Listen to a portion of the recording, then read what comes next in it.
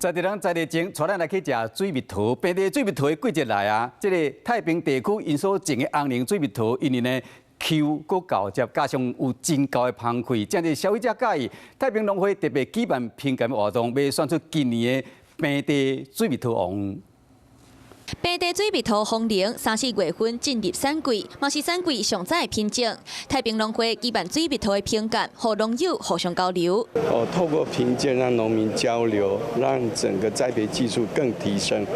那这样我们的水果品质会更高，那农民的收益就更高。虽然今年受到气候影响，造成产季较晚，产量嘛较少，不过农友用心栽培，品质原来是袂歹。水分也好，还是它的甜度也好，还有它香度也好，其实都受到我们说所有的一个消费者大家共同的认同了糖度也还不错，大概都是落在就是11到12度左右。对于早生的桃的品种，这样子的品质已经很不错了。这届拢总有30组的农友参与评鉴，评审照外观、口感，还有糖度等项目做评分。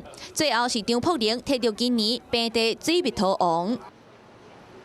Hello， 我是张新文。想要抢先掌握最及时的新闻资讯吗？赶快订阅、按赞、开启小铃铛，锁定华视新闻 YouTube 频道。